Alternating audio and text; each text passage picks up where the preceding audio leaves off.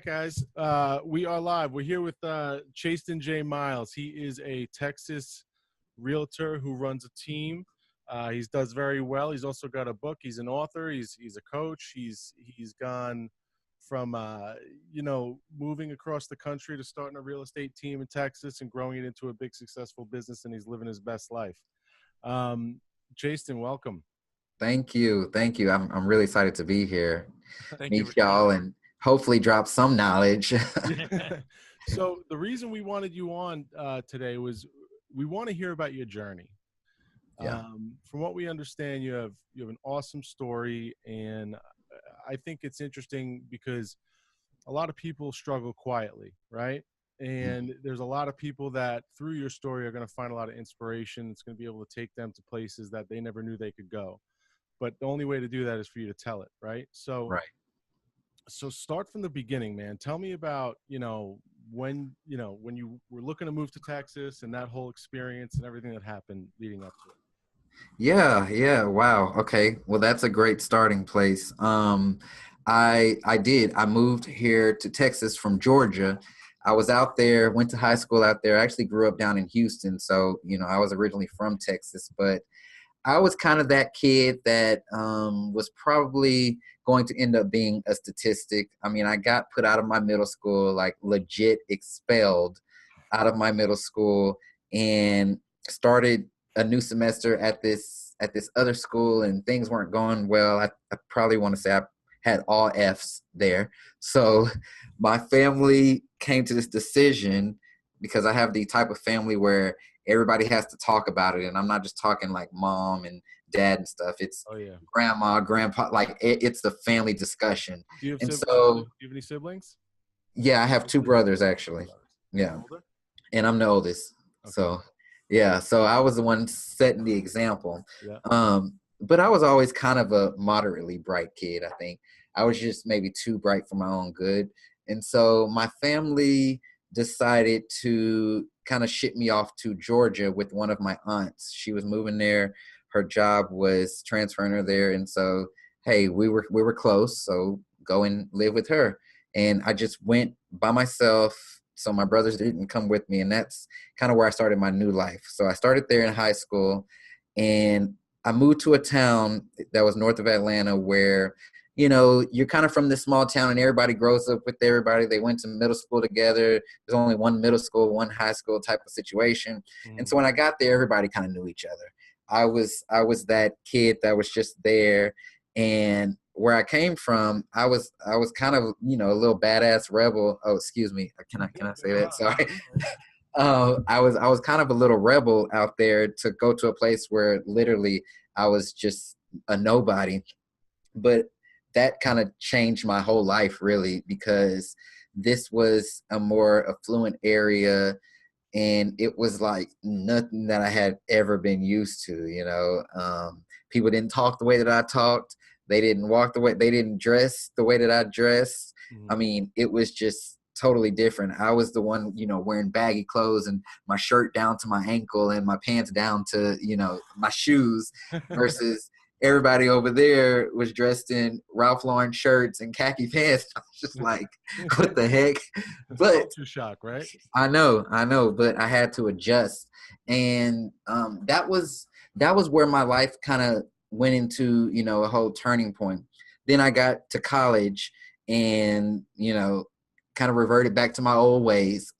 So I was doing all kinds of stuff in college just because I had I went to Kennesaw State. So it wasn't even a big college at the time. I mean, I want to say it was the third largest in Georgia, something like that. But it wasn't, Ivy League or anything like that. We didn't even have a football team.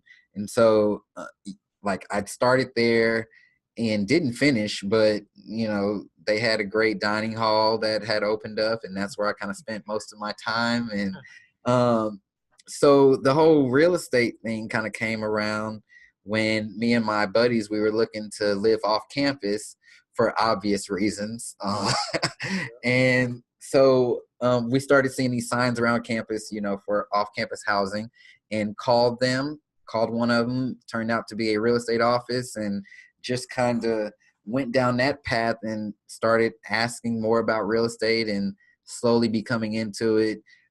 But I didn't grow up necessarily wanting to be a real estate agent. I didn't know anything about real estate. You know, I didn't come from a family where there was even any real estate agents. We didn't make that kind of money. You know, we didn't Yeah.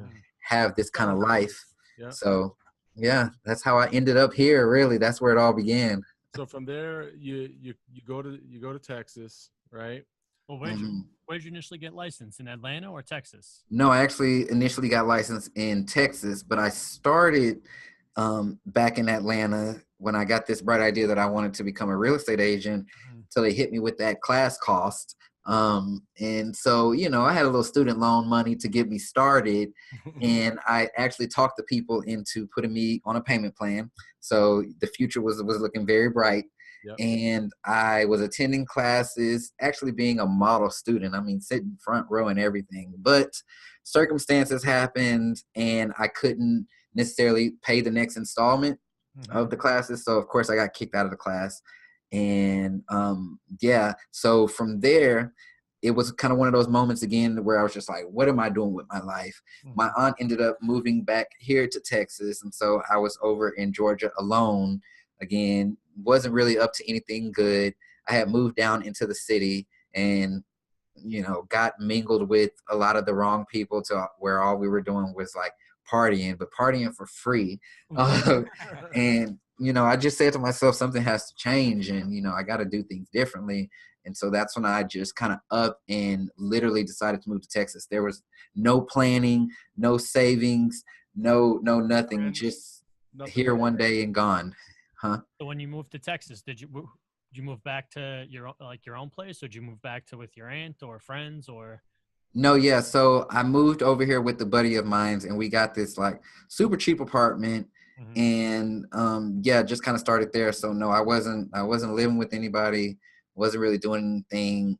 I was working part time at like a cell phone store, so slanging cell phones, Mhm. and that was kind of where I learned my sales there, though. I Yeah. want to say, but that's what I was doing, just enough to kind of pay the bills until couldn't pay the bills anymore when I got in real estate again or for the first time. But that's where I actually started my real estate journey because I finished the classes here and took the test here and, you know, became licensed. So now you're licensed in Texas. You're ready to go.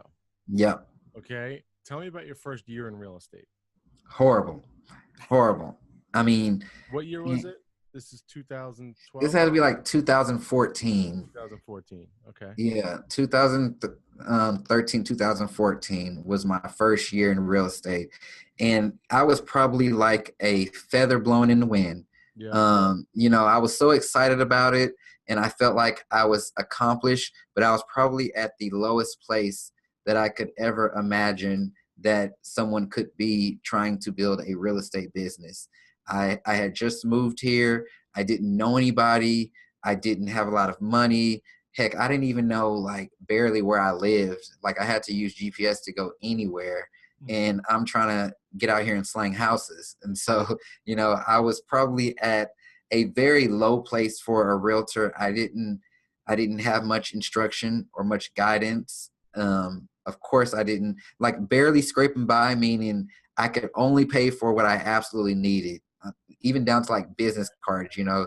I felt like I absolutely needed business cards, but mine didn't come in the mail in a box. They came from Walmart out of those packs that you can stick in the printer and print whatever you wanted on them, you know. So that's kind of how it was for me. But it was just kind of one of those things where I had to do what I had to do.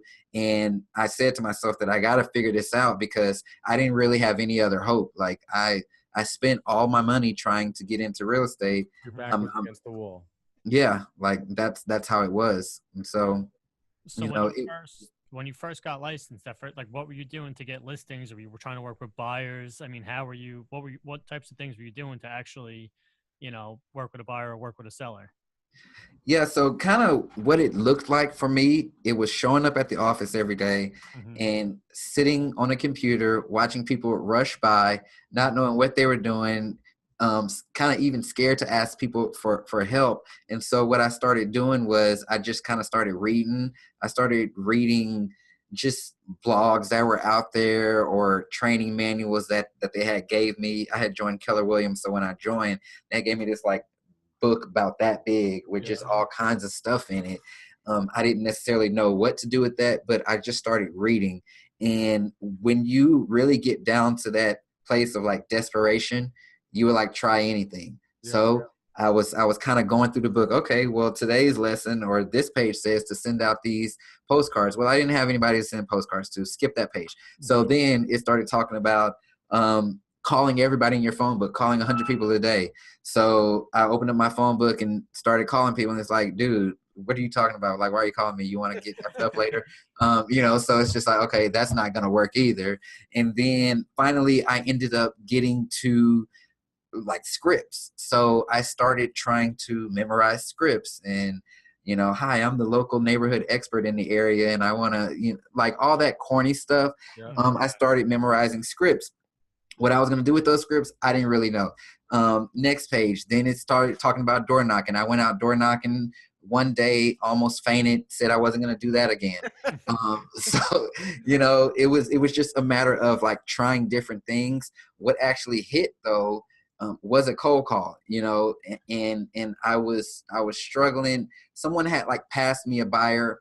I didn't know anything about buyers. It was just one of their like Zillow leads. I went out and showed them a house or two until I found out that, of course they weren't qualified to purchase a house. And this letter from Chase that they were showing me wasn't really a real pre-approval.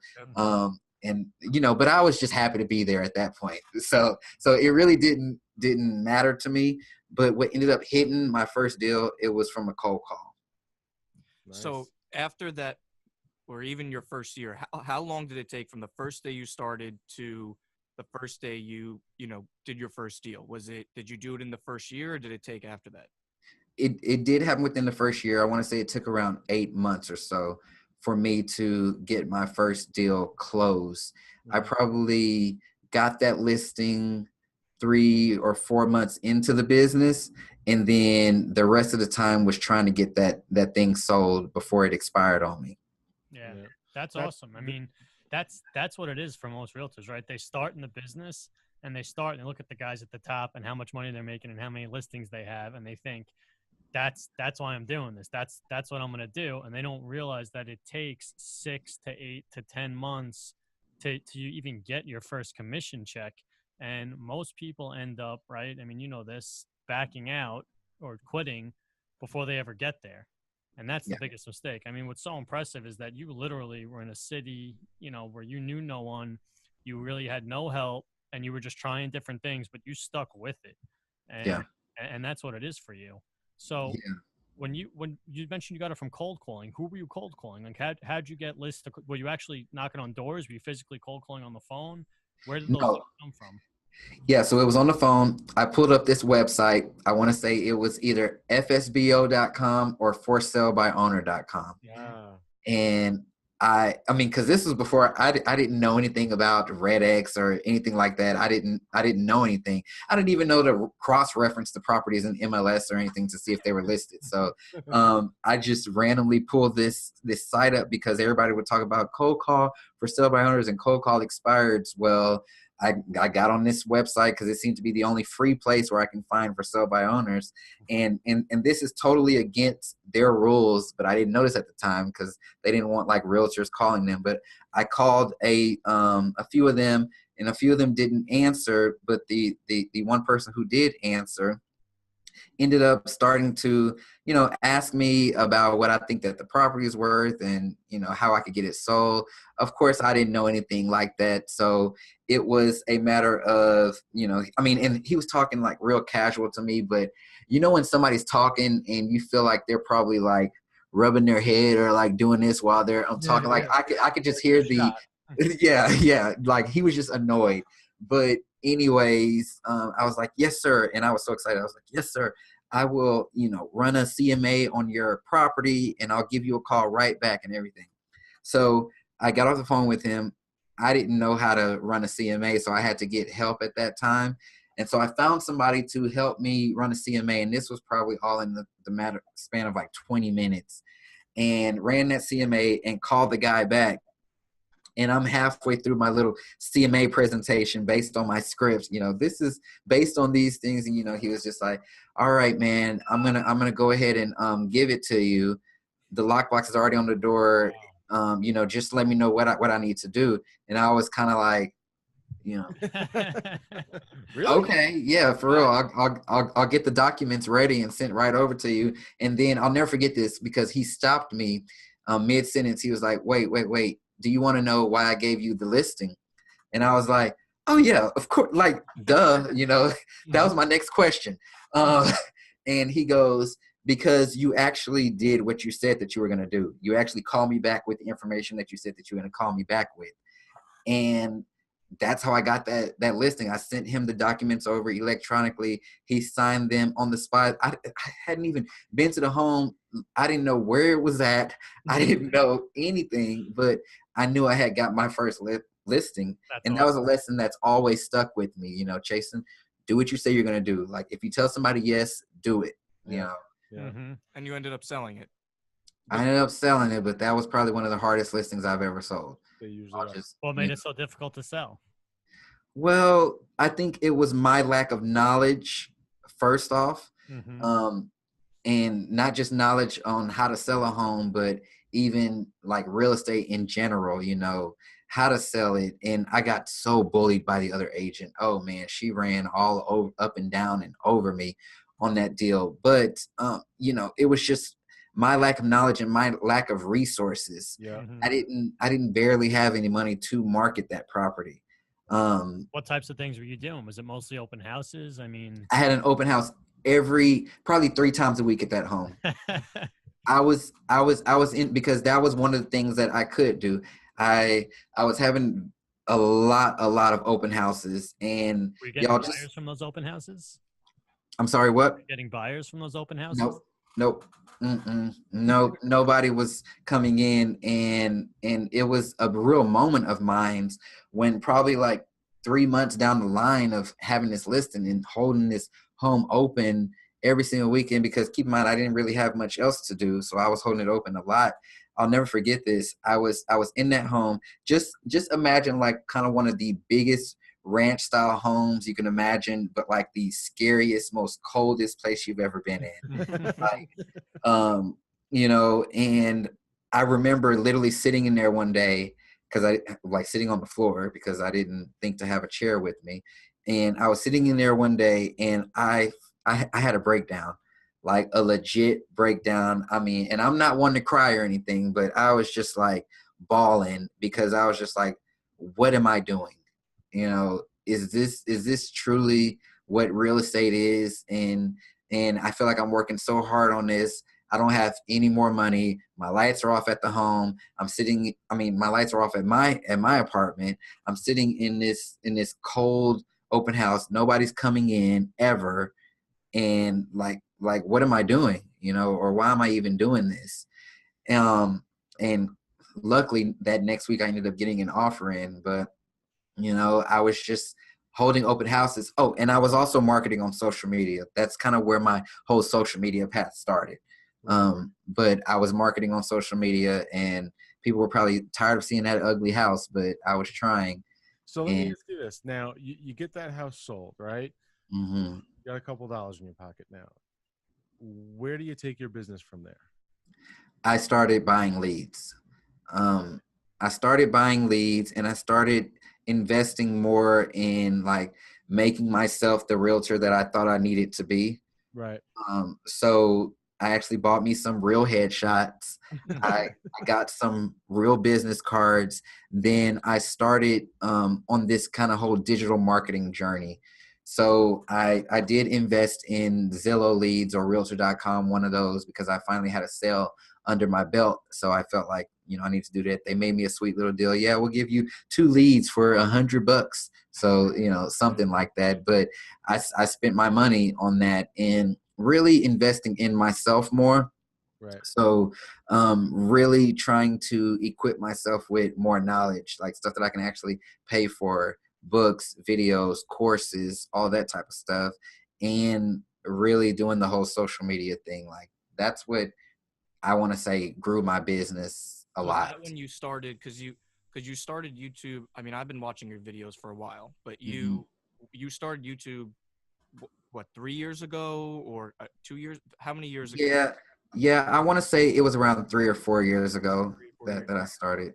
So from year one to whatever year it was, when did you start to notice? Because you said it took 8 months for the first deal to finally get off your chest, right? Mhm. So when did you start to notice that jump? You know, was it the third year? Because you have to stay persistent at it, right? So Right. how long did it take for you to really say, you know what, I can do this. I'm actually doing this. How long did it take for you to get to that?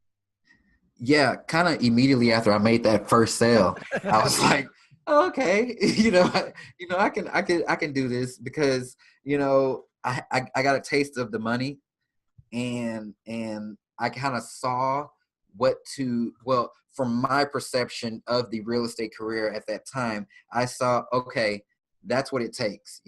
That's what it takes. It takes me cold calling. It takes me sitting in these open houses. It takes me doing these things to get business. So what I did was I took that same stuff and just supercharged it. And unfortunately, looking back, I should have been doing that stuff the whole time. But again, I didn't have that start to finish perception of, okay, if you do this, then the ending is going to be like this. So it wasn't until I finished that first transaction that I took things like a lot more seriously.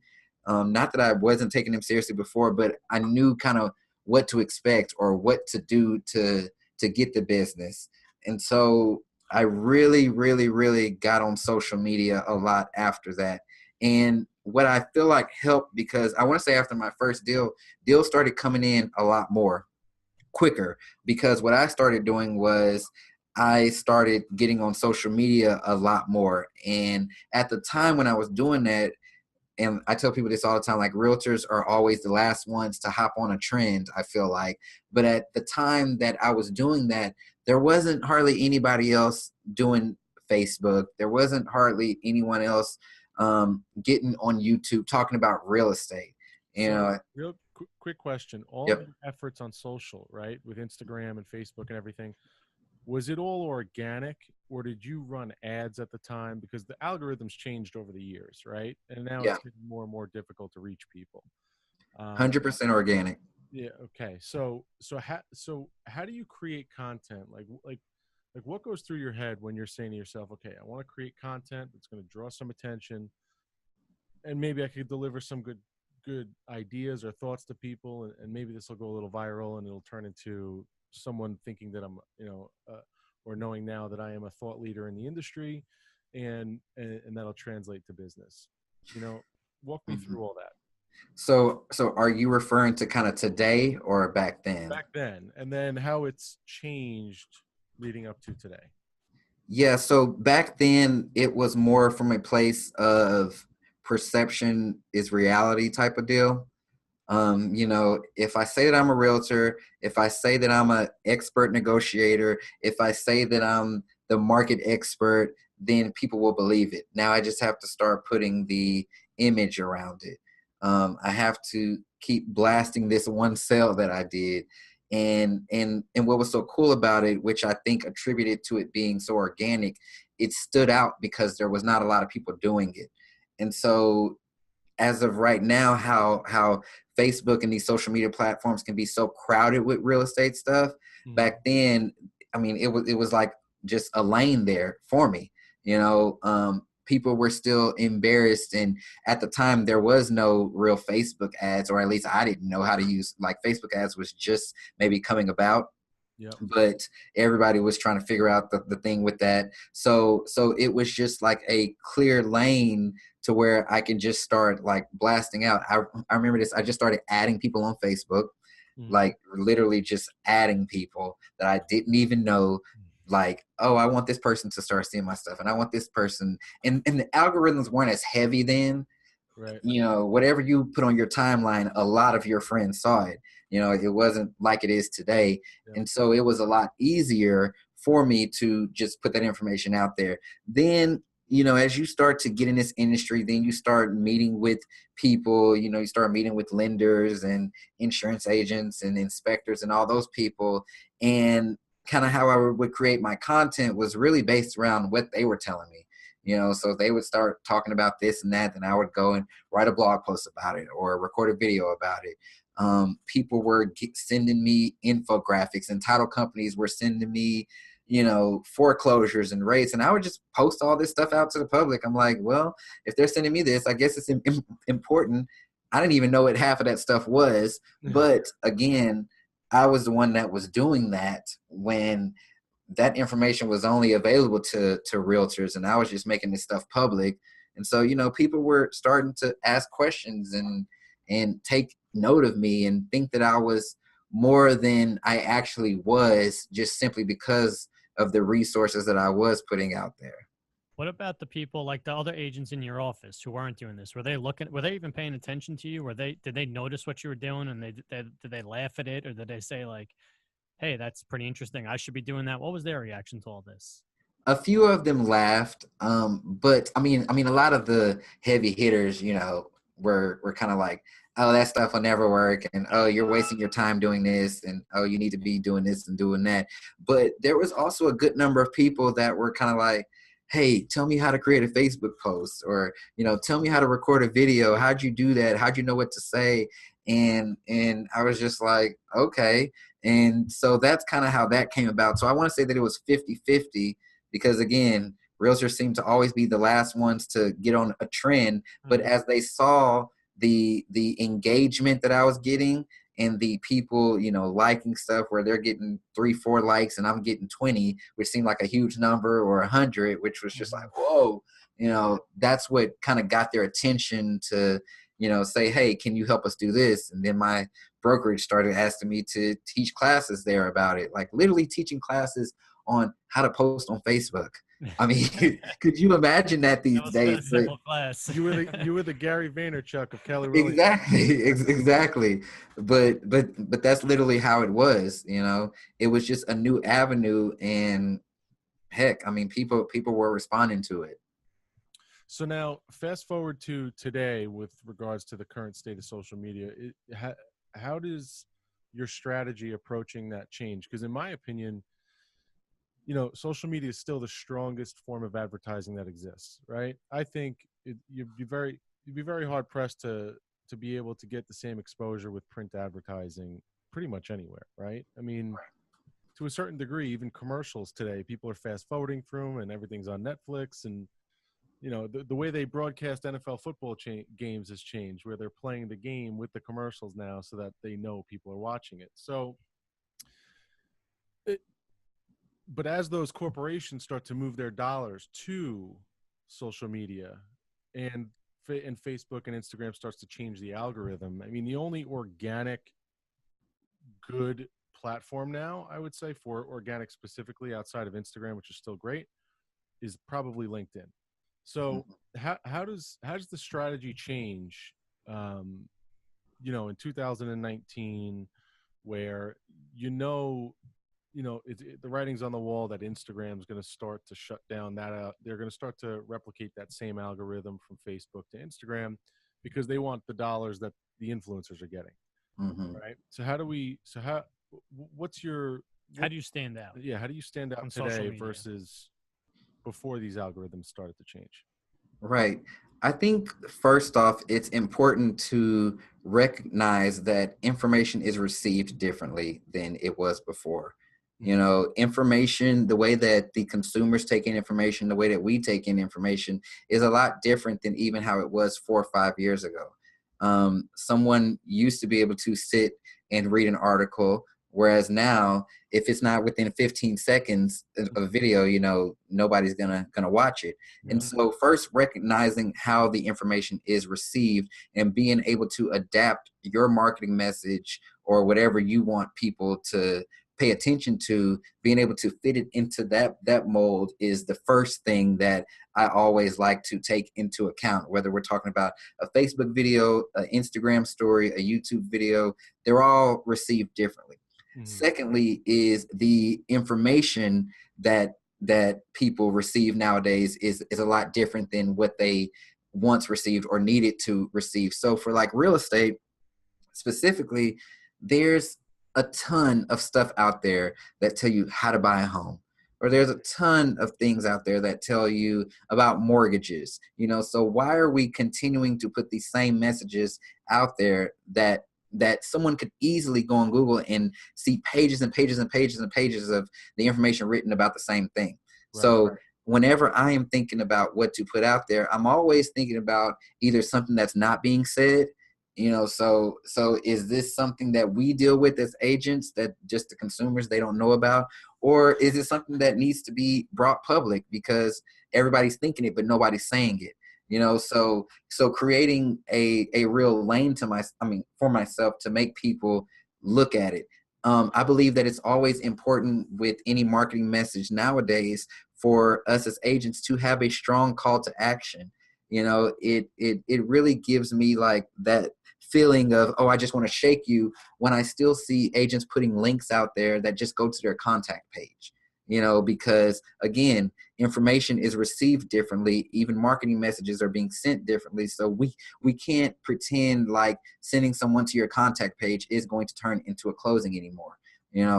I love how Gary Vaynerchuk talks about the whole jab, jab, jab, right hook thing, because that's something that we really need to adapt to. And I try to do with everything that I'm putting out there marketing wise, and that's providing value.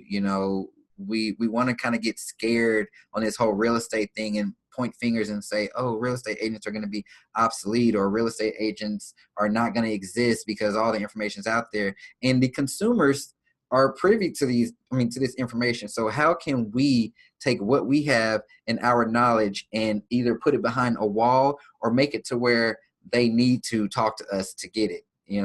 What value can we provide to them to regain that trust to where they can say, okay, I feel like I need this guy. Okay. Or, okay, this guy is an expert because he's talking about this and nobody else is. So that's kind of my mindset with any type of marketing campaign that I'm going to run for my business. How can I make this the most attractive campaign? How can I give the people what they want, or create something that they're going to want? And what strong call to action can I put behind this to actually get those names, get those phone numbers, get those opt-ins? Yeah. So you want to be a resource for people, and then it's the jab, jab, jab, right hook, right? So you're giving them content, giving them content, giving them content, all content that is valuable, that they learn a little something here and there. And then when it comes time for them to do something real estate related and engage in a transaction, you're their guy. Yeah.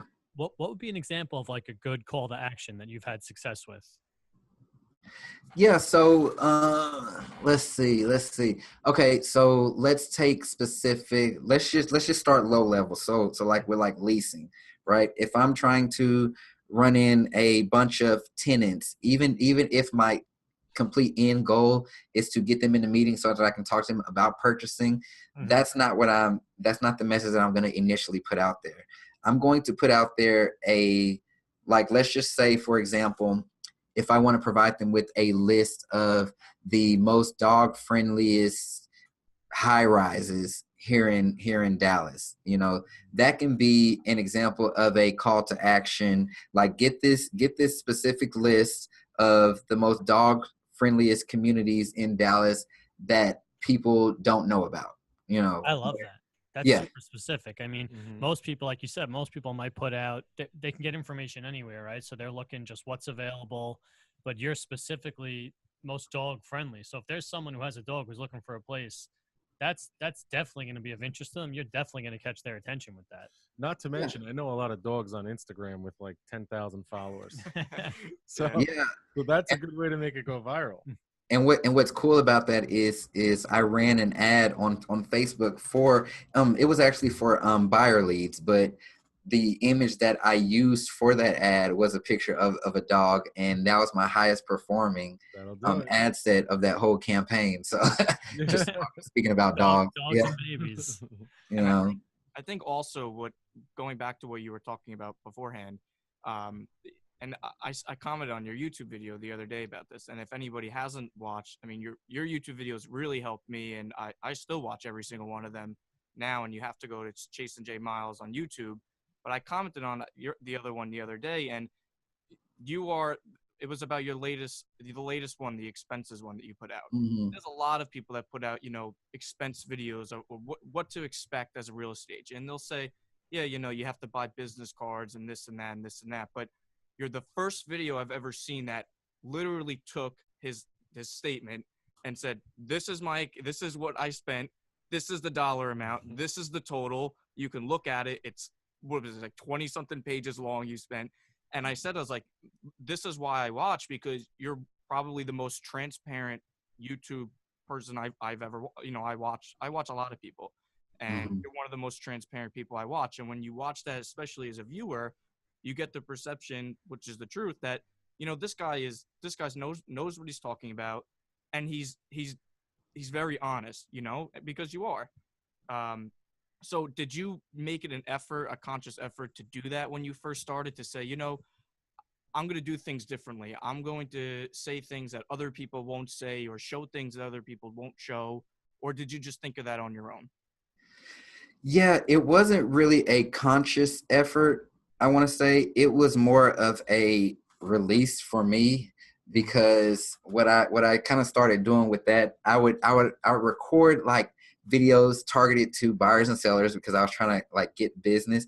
And then it was kind of like I was being sneaky behind the scenes, recording videos like that. I was just chronicling what I was experiencing, and why this wasn't easy, and my struggles and my troubles. I'm from that, whole millennial Zanga MySpace era where, we used to get on the internet and talk about like our problems and like people who are getting on our nerves and stuff like that. So that was what I started doing with my kind of personal YouTube videos. I didn't ever think anybody was going to watch them.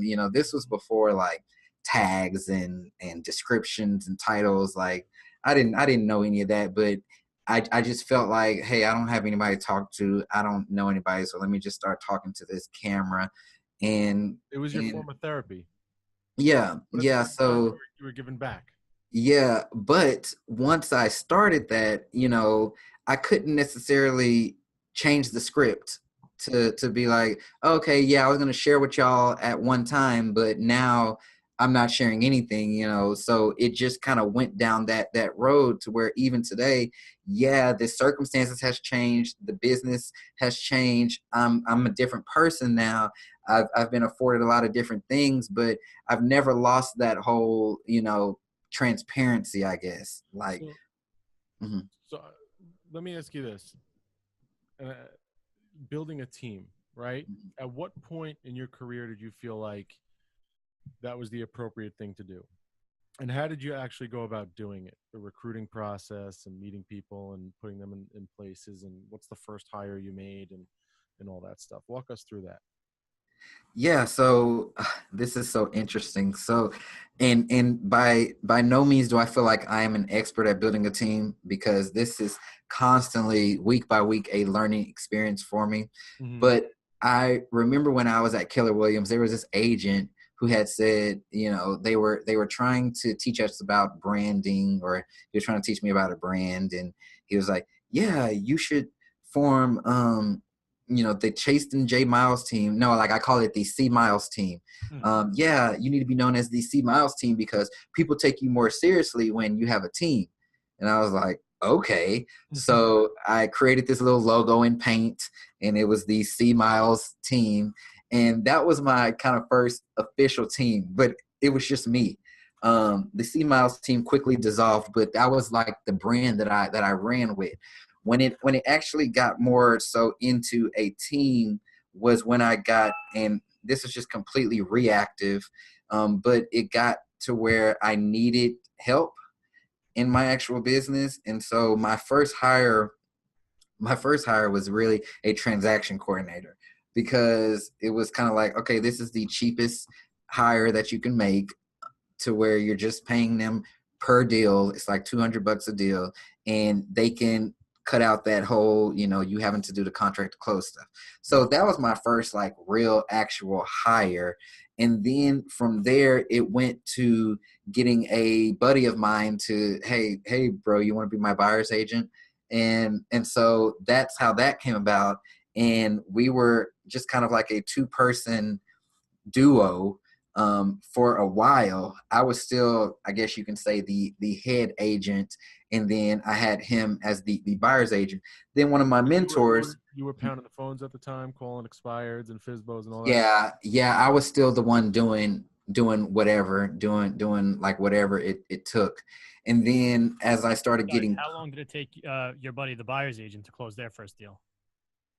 Well, so how we had it structured, it wasn't kind of how things are now to where I'm passing deals along. It was more so of we worked on everything together, you know, I'll generate the lead, you go out and show them, then we take it to this transaction coordinator when it's time for the contract, and we split it 50-50.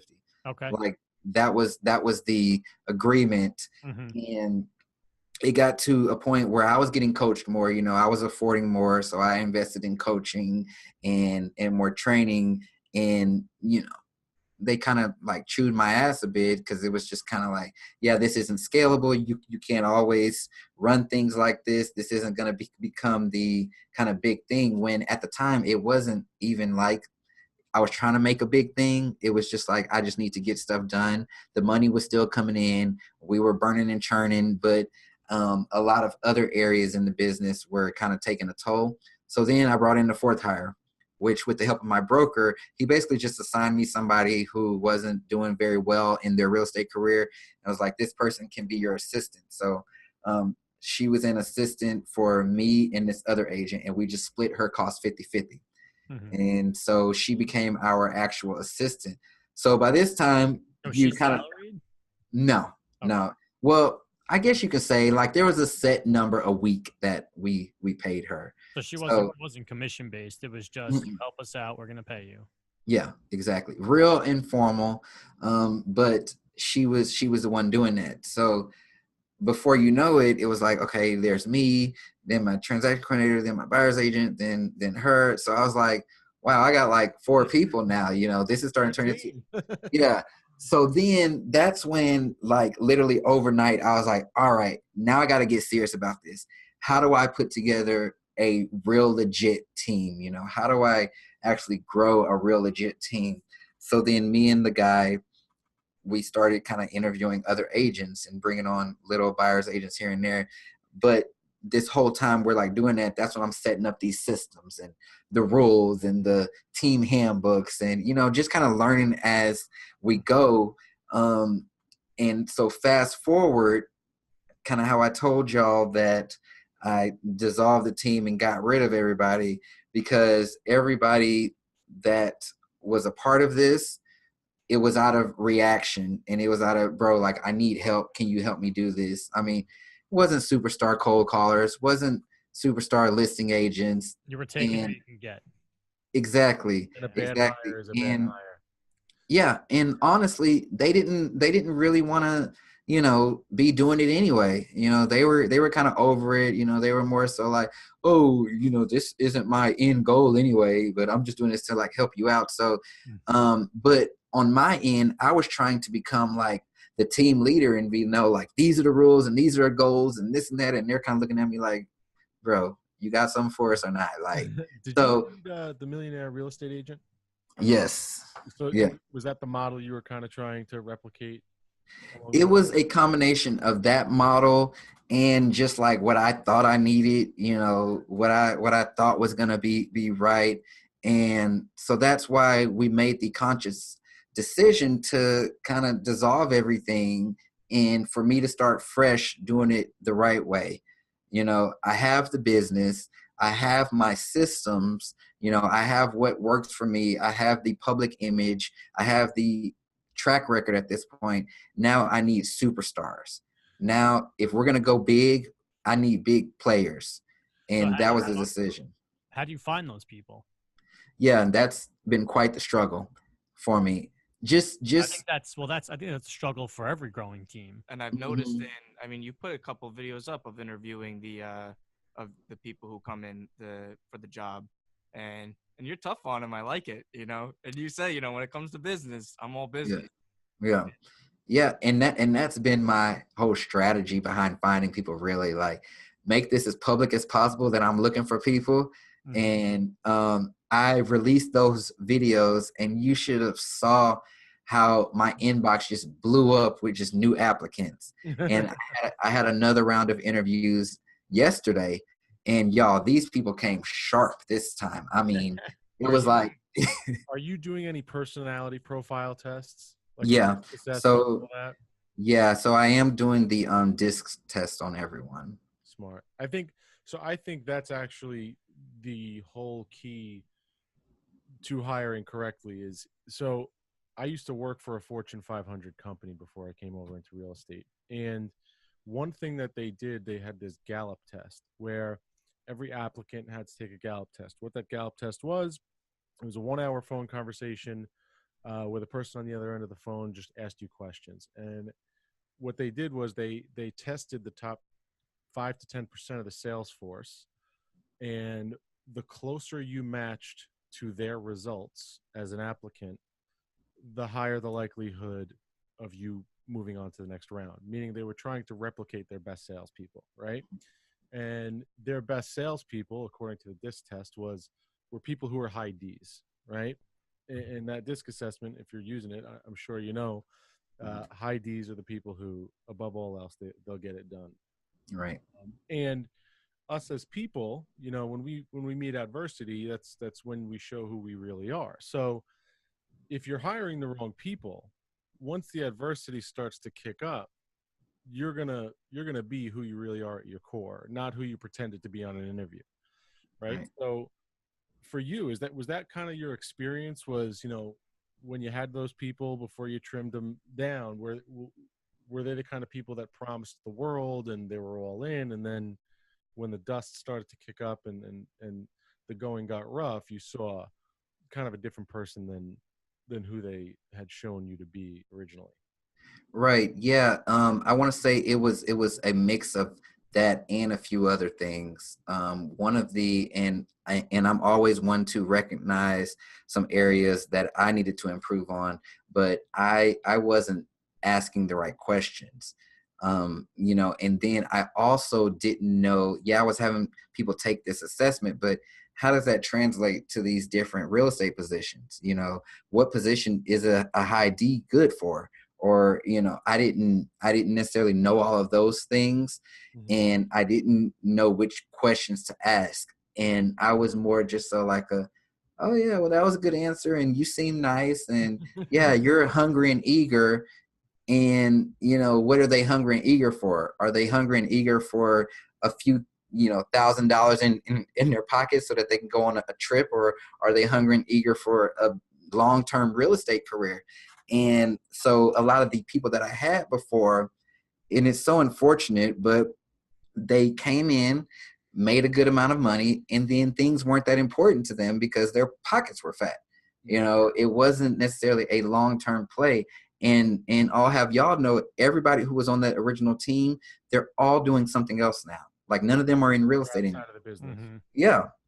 And they're on to like great things, but it was the things that they really wanted to do, and so this next go round, yeah, Paul, you said that I'm kind of tough on the questions because I know which questions that I need to ask, because I know what I need to look for now. I know how to form these questions to where, yeah, you can try to rehearse these interview scripts, but I'm going to call you out on it. Just like I called one of the guys out on it. I was just kind of like, okay, put all these scripts out of your head, because that's going to immediately get you disqualified. Like, I need to know for real what your intentions are. Good, which is good. That's how it's supposed to be. Yeah. It's funny because and it's actually amazing, and it's especially for the people who are just starting out or have maybe even been in it for a couple of years or so. You literally started from nothing. I mean, you didn't even have electricity. Your lights were off. Yeah. Now fast forward 5 years later, you just turned. It was just your 30th birthday, right? A few weeks ago. Happy belated birthday. Thank you. And you're building this team and you're building this big brand, and you're one of the biggest realtors in the Dallas sort of area. And do you ever sit back and you think, holy crap, I can't believe, I got from this low to where I am right now? Do you ever think about it? In a way, because in my head, honestly, it's still a big work in progress, and I don't necessarily claim to be an expert on a lot of things, but I'm extremely grateful that I am where I am right now. But I'll just tell you, there's a lot more work to be done, and I think that's what keeps me humble in this, and keeps me really wanting to move forward with a lot of things. I mean, real estate has afforded me some great opportunities, not just within the real estate industry, but here in the city, in the nation. And so I'm extremely grateful for all of those things like the books and the Tell big me about the speaking book. event. How do you Yeah. go about getting a book deal? Man, I don't know, just kind of the same way we went about ending up on this podcast together. Someone reaching out, putting the idea in my head, and kind of like, yeah, that would be actually pretty cool. Those are those things that I'm just kind of like, wow, how did it get here? How was writing the book? Was that tough? It seems like I don't know that I could ever do that. I mean, I try and write a 2-page blog and I can't, So a book just seems like, what was that process like? It wasn't as hard as it may sound, because everything that I put in the book was literally out of my head. Yeah, I went and pulled little facts and numbers here just to support certain things, but that book, and that's why I wanted to name it The Real Before the Estate, is 100% the real me. I only talk about what I knew. You're not going to see in that book how to sell or like how to turn into the biggest luxury agent in your city, because that's just not me. But you will hear in that and read in that book about how I went from A to B and B to C and C to D and wherever, but there's still a whole bunch of letters to be completed. And so it was more so like brain dumping, just letting it all just flow out. Then the hard part though came where you're having to organize it into an actual book, and it's just like, well, you kind of repeated this again and you kind of said this, and putting it in like real chapters and making it beneficial, like that's where all the hard stuff came. But the content itself wasn't too difficult. Where do you find the time for that, running a team and selling real estate? I mean, realtors, they wear 10 hats, right? Yeah. You're a transaction coordinator, you're a lead generator, you're an outbound caller, prospecting, you're showing houses, you're doing all these things, right? And even with a team around you, just managing all that is wild. So, I mean, what, like 10 to midnight you're writing the book? How does that work?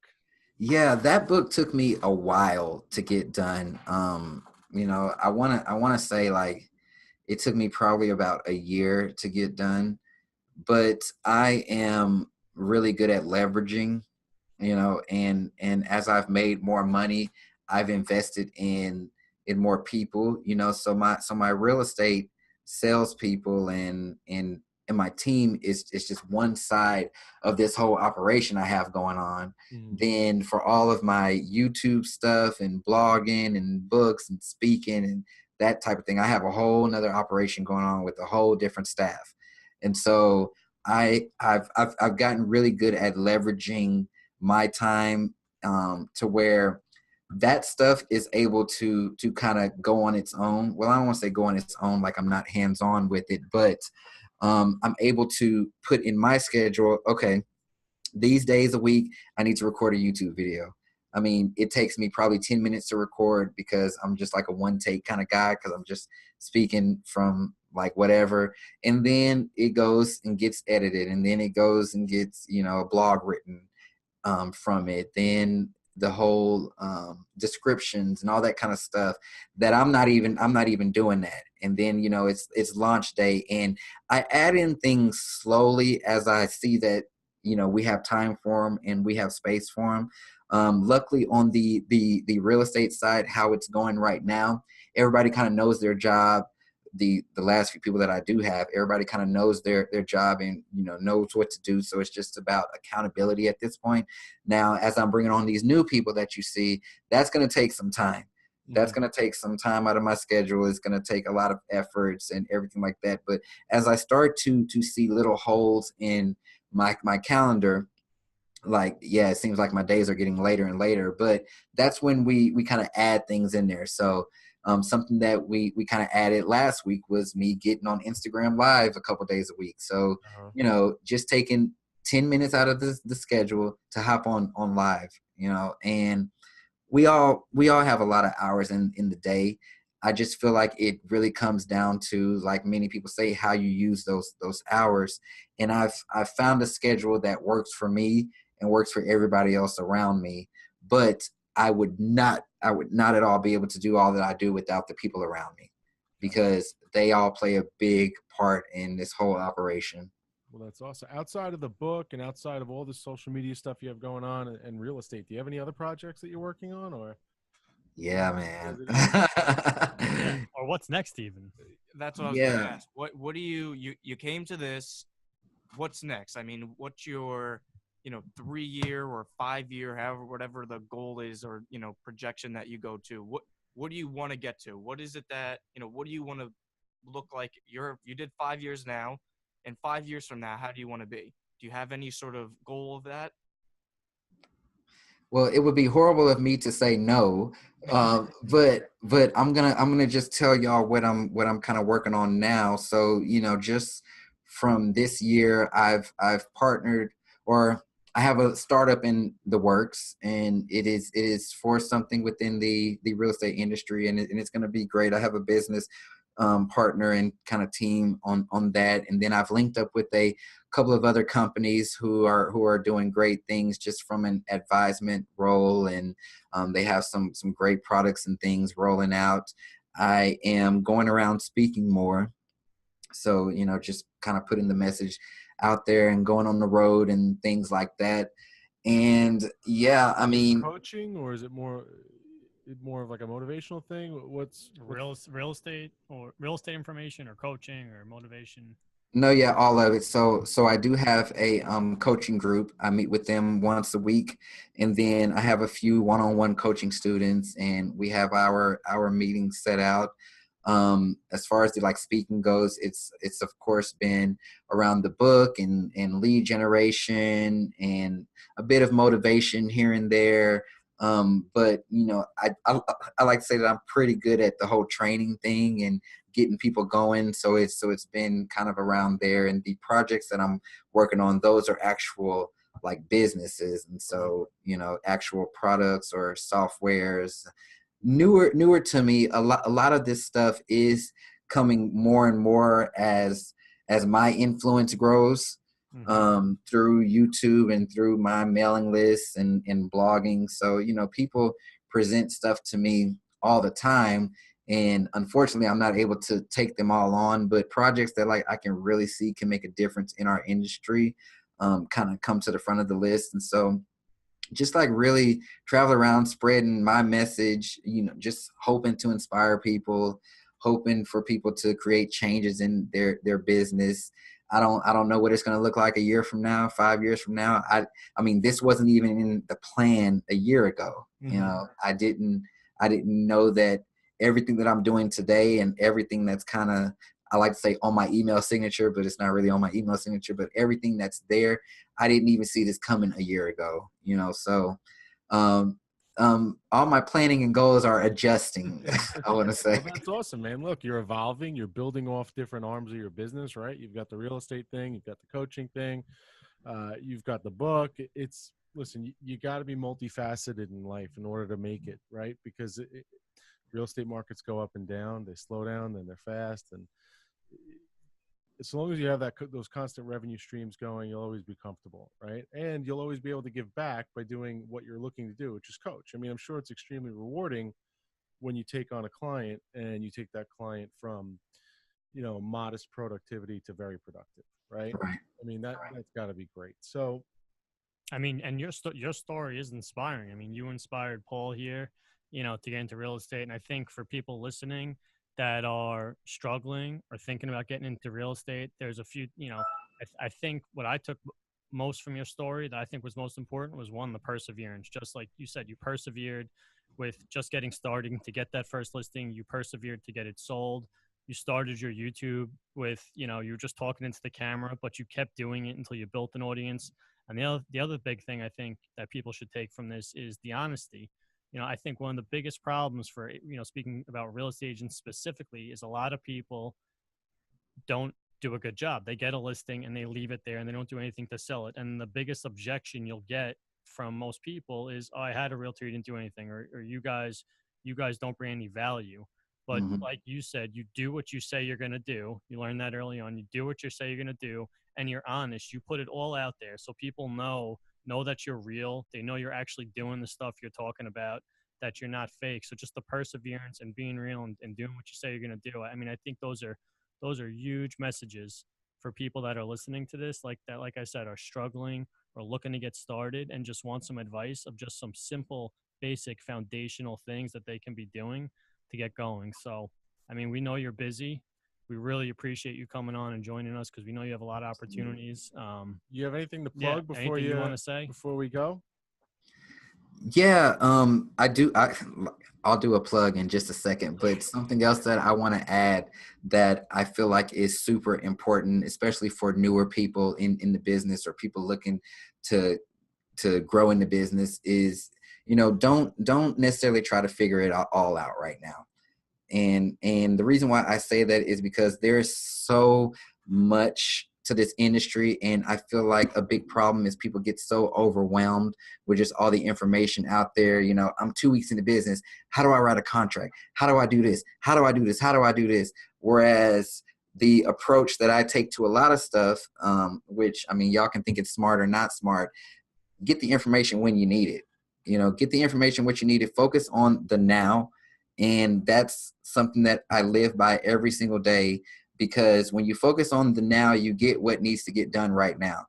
And it's really changed a lot for me, because yeah, we can have goals and we can have dreams and everything, but we also have things that we need to get done right now. And when you try to just to figure out everything, and it only sets you up for disappointment when you realize you're not able to use what you tried to figure out. You don't have a client to write a contract for. You don't have a listing to go put this marketing plan together for. And so really focus on what's important and what you need to do right now. That was all I want to say about that. But yeah, you can get my book on Amazon. Yeah. You can go to the and it's very good. And it's funny. I was going to say before how you said, you know, it's literally your brain just written on paper, because reading and we read a lot of books. So and I can tell by reading it, and you say multiple times throughout it, it's literally like I'm having a conversation with you while reading it. And I guess that's, you know, that's what you were aiming for, and you hit it, because I'm reading it and I'm like, you know, it's not cookie cutter. It's something that, you know, I'm sitting here and I'm reading this book and I'm like, you know, it's like I'm sitting here on the phone, I'm talking to him, because he'll say, listen, I'm not going to tell you how to do this, this, and this. What I am going to tell you to do is how to do this. And you may not get this, but you will get this, you know, and it's that, and that's it's real. It's real. And that's why I liked it. Yeah. So you did a good job, even though it took that long. I really appreciate that. Yeah. So it's available. You can actually go directly to therealbeforetheestate.com, and it's available there. It'll link you right up to Amazon. And yeah, I mean, if you need that extra push, I have a few programs out there and coaching platforms. Definitely check out ChastinJmiles.com. And I mean, and there's a tremendous amount of free stuff, blogs and downloads and all kinds of stuff to at least get you going. Yep. No, and if anybody's got any referrals to send to Dallas, Chastin. Yes, right? We are here and ready for them. Very good. Very good. All right, everybody. Well, we're going to wrap this up. Chastin, thank you for coming, man. Thank y'all for having me today. Thank you for joining, and we appreciate it. Yeah, and we absolutely. are out.